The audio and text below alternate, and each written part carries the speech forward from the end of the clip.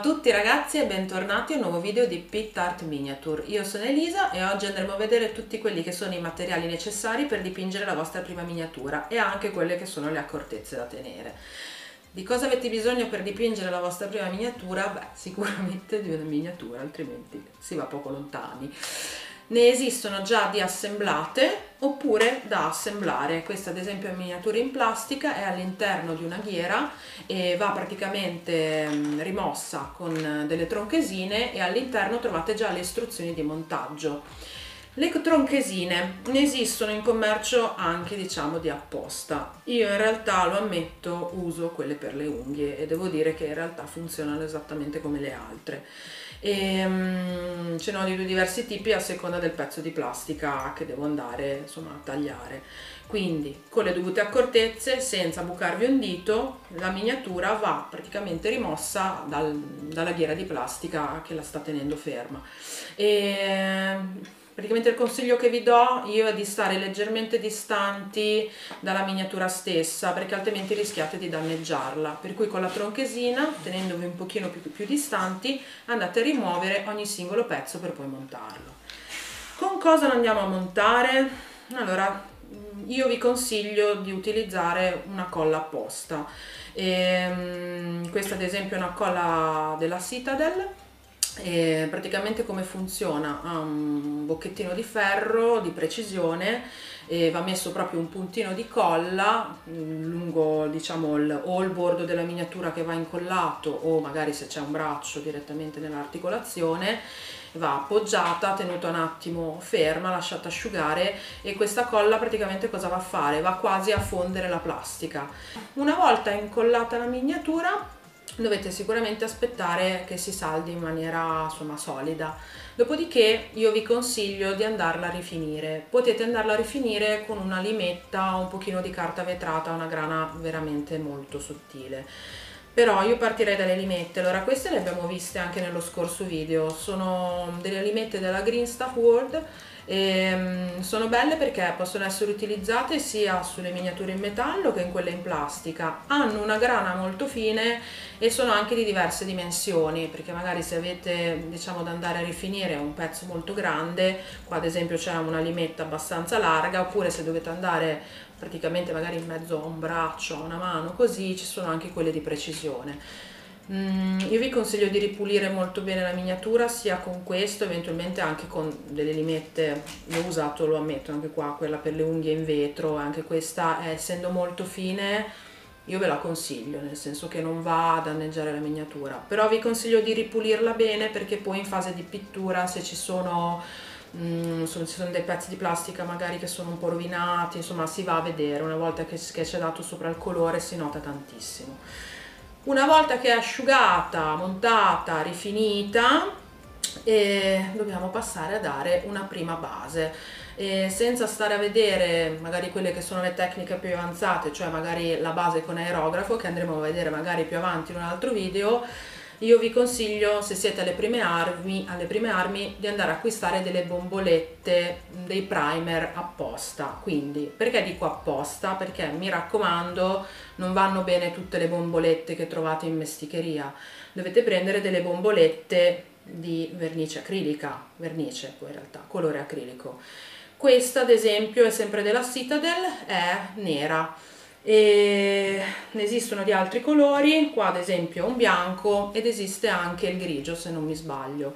Se siete magari a un primo livello io vi sconsiglio di utilizzare il nero perché con una base nera andare a coprire dopo col colore servono un sacco di mani, quindi potete optare magari per un colore bianco oppure il colore grigio, il grigio medio, che lì andate sicuramente sul sicuro. Se invece volete spingervi con una tecnica un pochino più avanzata, ma neanche tanto, potete usare sempre a bomboletto una base zenitale. Cosa significa? Significa dare diciamo diversi strati di primer alla miniatura per creare un effetto quasi tridimensionale dove si parte da una base nera che copre tutta la miniatura, per poi passare o dal grigio o col bianco andare praticamente a dare sulla miniatura solo alcuni spruzzi sulle zone un pochino che dovrebbero un pochino risaltare di più luminose. In questo modo praticamente sulla miniatura saltano già fuori tutti quelli che sono i volumi. Questo vi aiuta un sacco quando dovete magari andare a fare appunto tutte le lumeggiature, e vi aiuta anche col colore, perché comunque le zone che risultano più chiare sulla base risulteranno magari anche più chiare una volta che andate a stendere il colore. Quindi una volta dato il nostro primer cerchiamo di darlo, mi raccomando, in maniera insomma totale, cioè a 360 gradi, non dimenticate anche quelli che sono magari gli anfratti, magari c'è un ometto con la gonna, andateci sotto la gonna, cose così. Dobbiamo, una volta che si è asciugata, andare a mettere quelli che sono i colori base per la miniatura, quindi battezziamo nella nostra miniatura quelli che possono essere i colori principali e li stendiamo in maniera molto piatta. Di colori in commercio ne esistono veramente una marea, mi raccomando però utilizzate, se potete, anzi secondo me dovete utilizzare dei colori acrilici, quindi a base acqua, perché comunque anche magari in un futuro, se volete andare a sverniciarle, se avete diciamo sbagliato qualcosa, andare a togliere un acrilico è molto semplice, andare a togliere un colore magari a base alcolico non lo togliete mai più. Ne esistono appunto di diverse marche, qua abbiamo ad esempio la Green Stuff, la Vallejo che è molto conosciuta, la Game Color, oppure io vi consiglio, perché mi trovo molto bene diciamo nella consistenza, ci sono i Citadel. L'unica cosa forse un po' negativa, non so se lo penso solo io, lo penso anche il resto del mondo, è la boccettina che tende a sprecare un pochino di colore. È fatta un po' diversa, si apre, adesso non andrò ad aprire altrimenti schizza da tutte le parti, però devo dire che questi colori secondo me sono eccezionali. Quindi una volta che abbiamo battezzato quelli che sono i colori base per la nostra miniatura, dovremo andarli a stendere o su un piattino, o se avete una palette di plastica. Io utilizzo ad esempio questa che abbiamo visto anche l'altra volta, che è la Wet Palette, non la sto a rispiegare, ma praticamente serve a tenere umido il colore. Mettiamo in poche quantità quelli che sono i colori base da utilizzare per la miniatura e andiamo a stenderli. Come li andiamo a stendere? Beh, innanzitutto coi pennelli. Io qua ne ho diversi, questi sono ad esempio della Da Vinci, se non mi sbaglio, sì, di diverse misure e diciamo forme. Ne ho ad esempio uno piatto che mi serve più che altro per stendere, magari se ho una campitura molto estesa da andare insomma a ricoprire, questo mi è comodo, non so, magari un vestito, un mantello, qualcosa così. Ho quelli che sono magari i pennellini più da precisione, ok, che mi serve ad esempio questo questo deve essere un 3, questo ad esempio per le lumeggiature, e poi ho quelli di precisione per andare proprio a fare magari i dettagli. Adesso non dico di spingervi a fare gli occhi, che quella secondo me è una delle cose da fare per ultimo, provare a testare proprio alla fine quando si ha un pochino di dimestichezza, però insomma per andare a fare tutti quelli che sono i dettagli della miniatura. Poi qua ne ho uno da battaglia che mi serve per le lavature o per i contrast, che dopo andiamo a vedere, e uno invece a setole un pochino più rigide che serve per diciamo la tecnica del dry brush, cioè andare a fare delle lumeggiature in maniera abbastanza diciamo veloce sulla miniatura, utilizzando il colore quasi a secco, e hanno appunto queste setole un pochino più dure. Quindi una volta messo il colore, una volta battezzato i pennelli da usare, partiamo, diciamo, battezziamo quelli che sono, diciamo, i punti un pochino più ostici. In questo caso qua un Gandalf, io sono partita a dare i colori del viso e delle mani.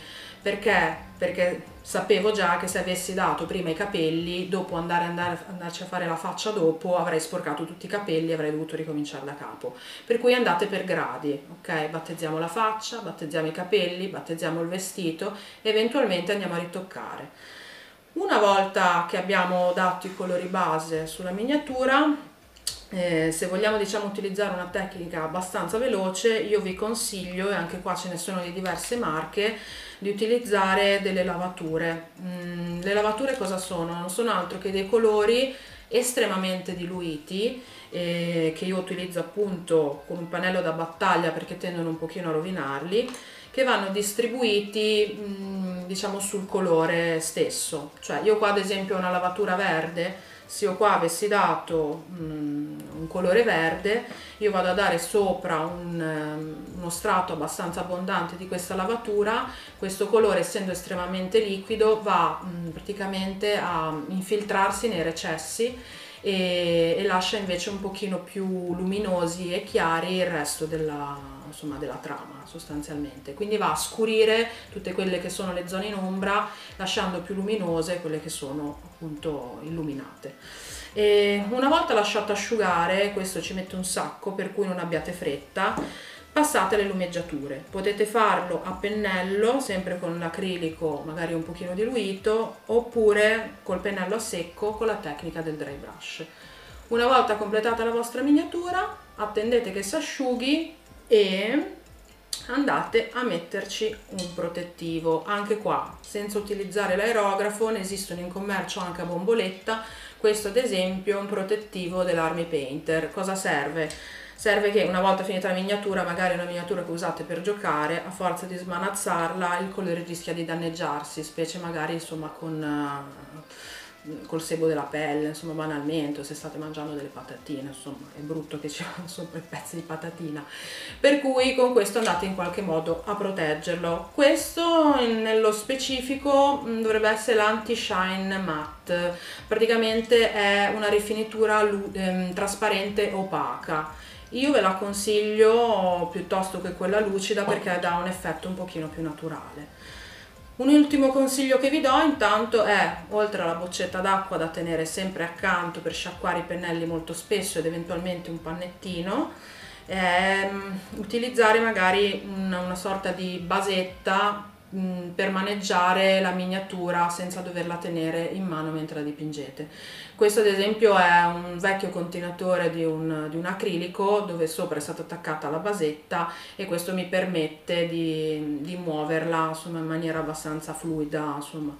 E ne esistono in commercio anche di apposta. C'è ad esempio questa, sempre dovrebbe essere della Citadel, che è molto carina perché ha praticamente diversi diametri a seconda del diametro della basetta, e anche questa ce l'attaccate sopra e riuscite ad avere molta maneggevolezza. E niente, spero che questa panoramica generale sui materiali e questi consigli possano esservi utili per dipingere la vostra prima miniatura.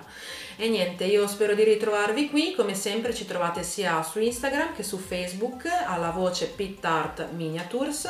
E niente, iscrivetevi al canale, mi raccomando, e commentate qui sotto se avete consigli o domande da fare, o se avete piacere insomma di vedere qualcosa di specifico nei prossimi video, potremo andarlo insomma ad analizzare insieme. Ciao a tutti!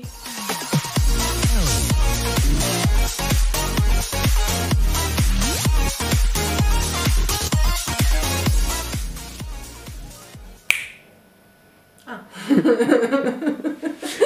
Che non mi hai visto, io stavo guardando tipo qua.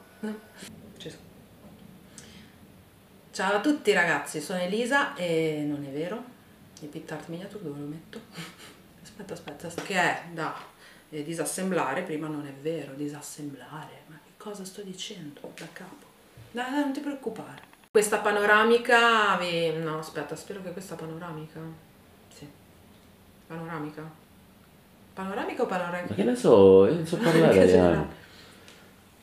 Che per le miniature in plastica hanno una trama molto minima, che c'è Ken che russa, c'è da ridere. Ken! Oh!